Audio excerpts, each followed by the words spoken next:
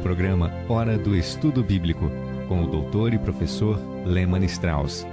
Este estudo é o resultado do tempo pessoal com o Senhor, da experiência de ministério pastoral e das conferências bíblicas do Dr. Lehmann Strauss, que nos instrui e encoraja com o ensino da Palavra de Deus. Agora com você, Hora do Estudo Bíblico, na apresentação de Aurélio Campos. Bem-vindo ao programa Hora de Estudo Bíblico. Vamos continuar nosso estudo sobre o dicionário bíblico e ver hoje mais uma palavra. Vamos à palavra pai. Esta palavra vem do grego pater e significa protetor, provedor, aquele que fornece, aquele que protege.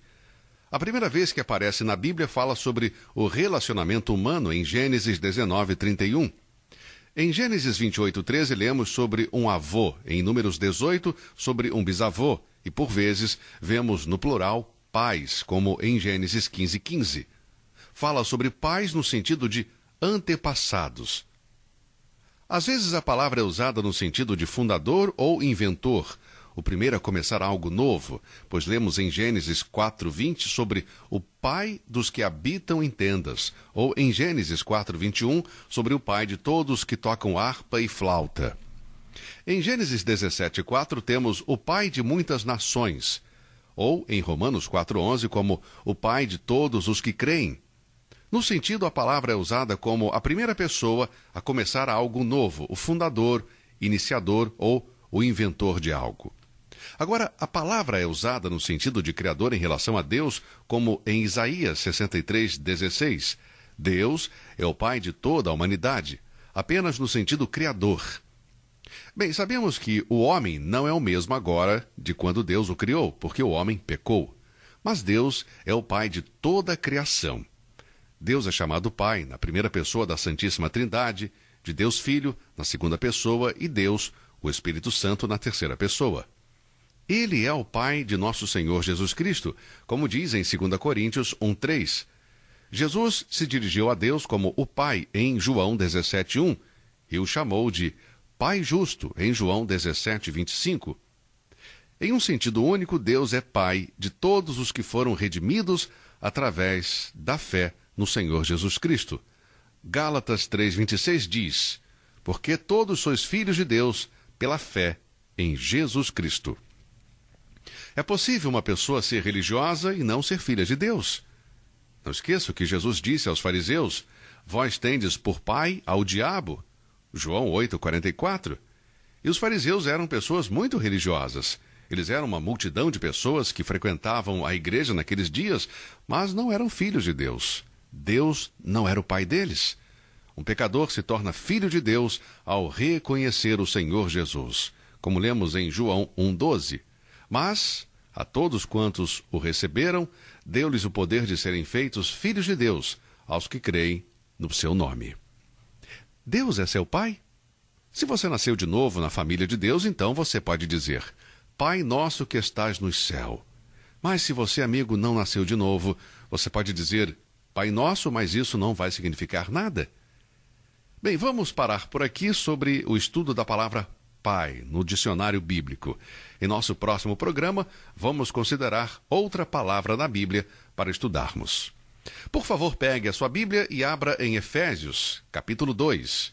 Vamos continuar nosso estudo nesta epístola gloriosa que contém as riquezas que são nossas em Cristo.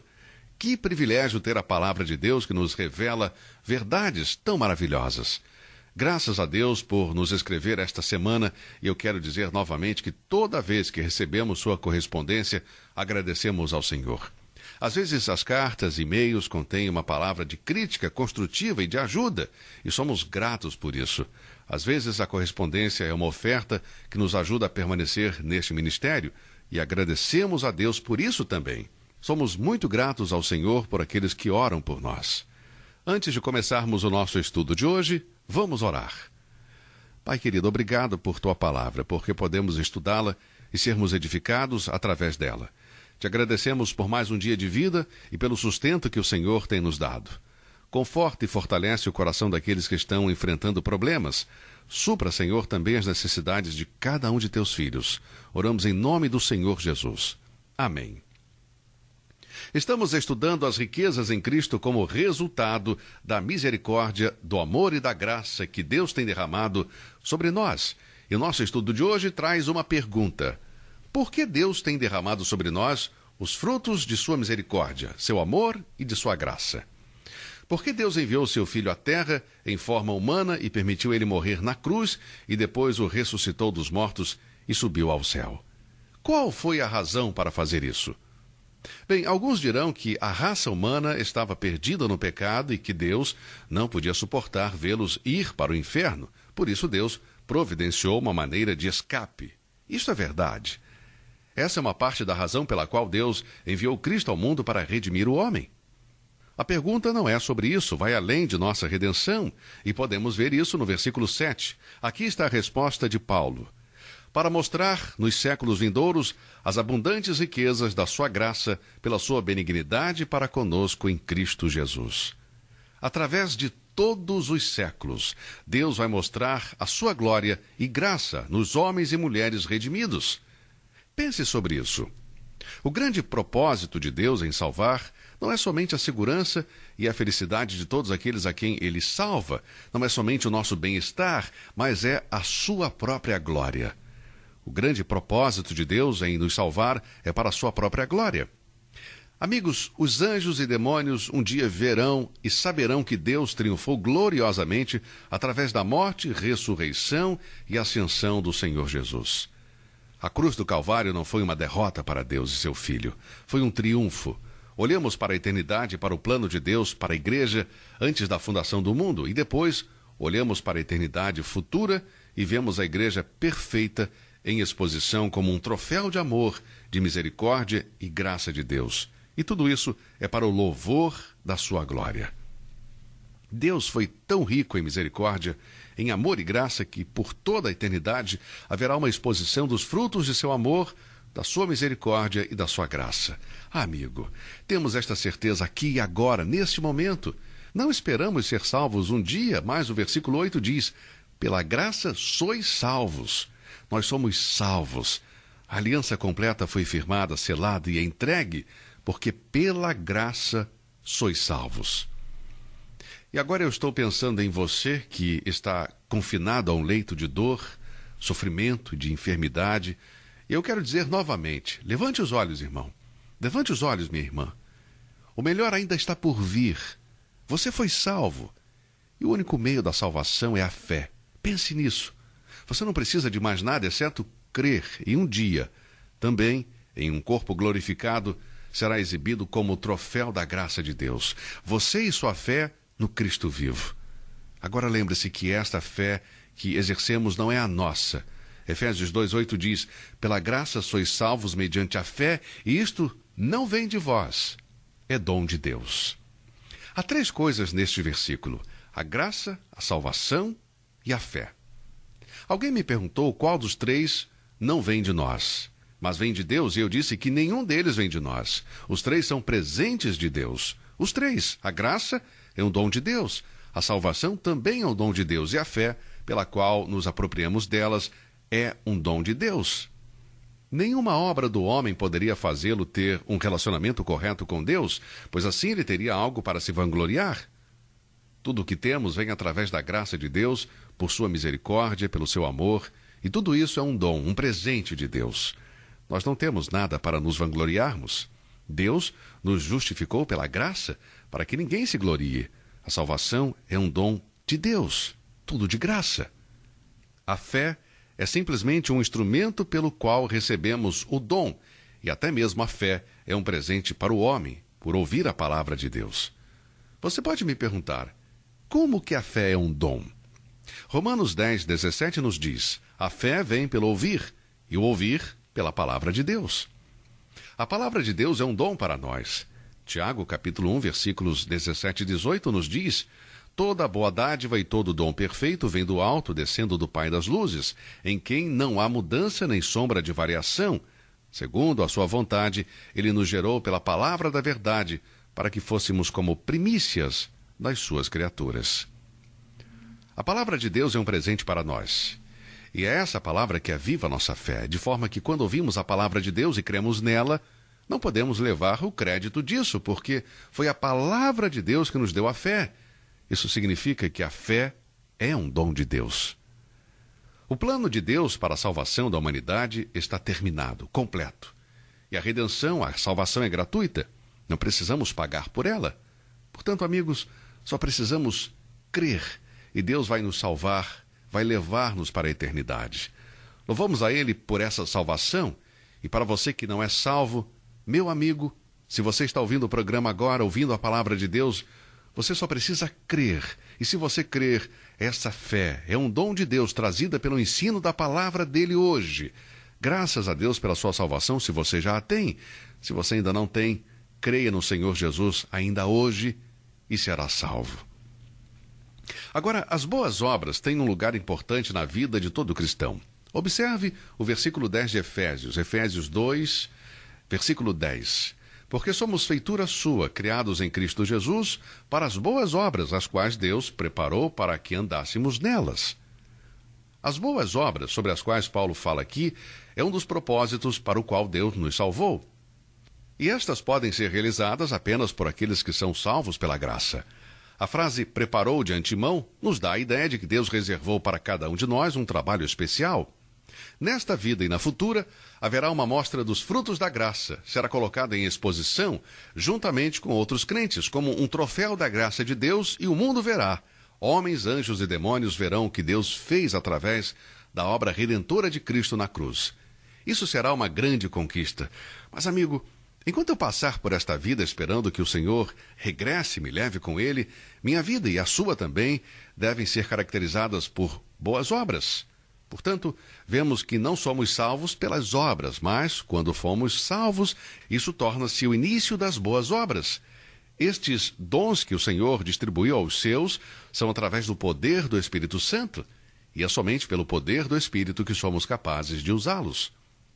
Toda vez que eu fico diante deste microfone para trazer uma mensagem para você, eu faço isso com temor e tremor, orando para que o Espírito Santo me capacite a usar o meu dom para a glória do Senhor e para o seu bem, amigo, para a edificação e para a salvação daqueles que não são salvos.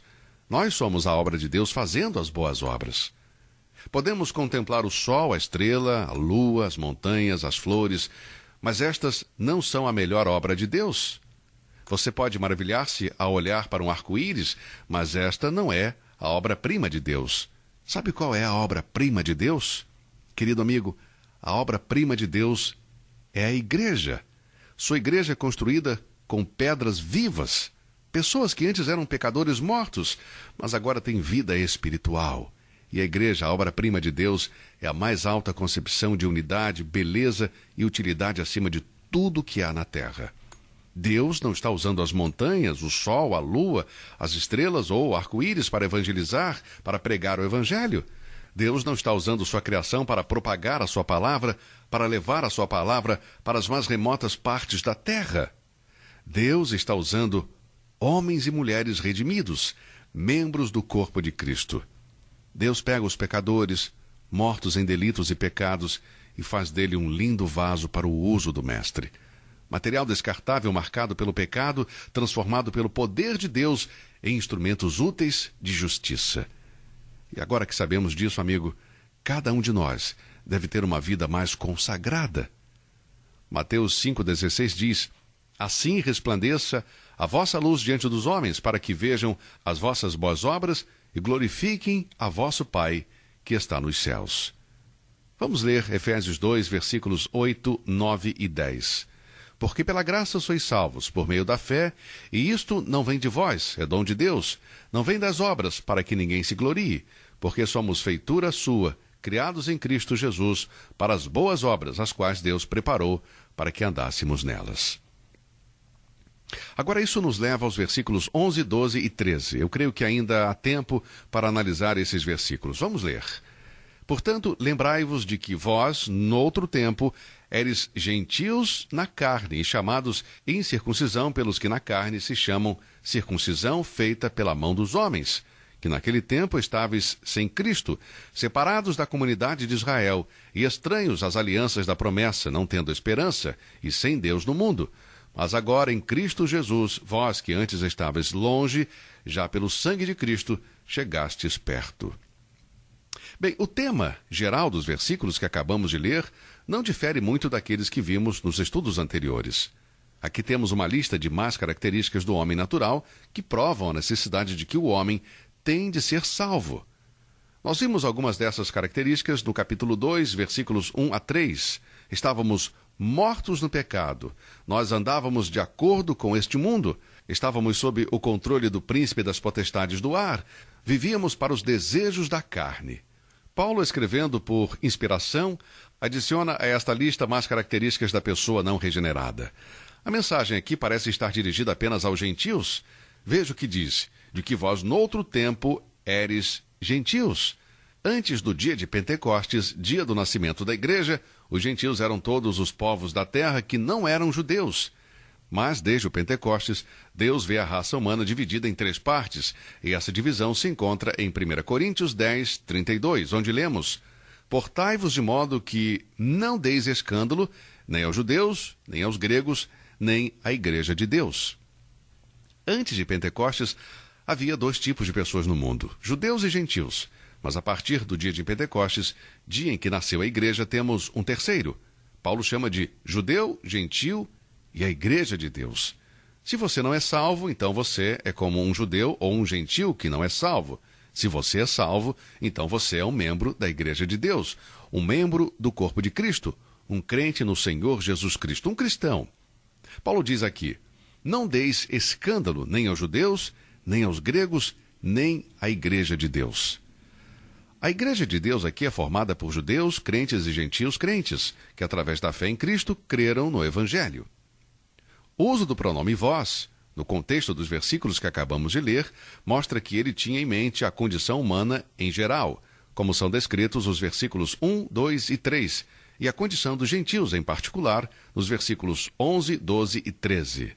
Vemos que nos 3 primeiros versículos ele está se referindo a toda a humanidade, mas agora fala diretamente aos gentios.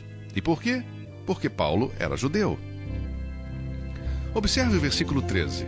Creio que uma palavra-chave nesta parte do nosso estudo é a palavra longe. Lemos no versículo 13: Vós que antes estáveis longe. Isto sugere uma separação, longe. Longe de quê? Longe de quem? Bem, o nosso tempo acabou por hoje. Se Deus quiser, vamos continuar com este estudo no nosso próximo programa. Que Deus o abençoe e até o nosso próximo encontro. Você ouviu Hora do Estudo Bíblico com o professor e doutor Lehmann Strauss, na apresentação de Aurélio Campos.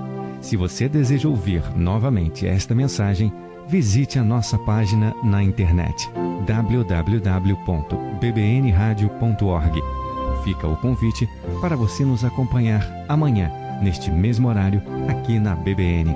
Hora do Estudo Bíblico é uma produção da BBN.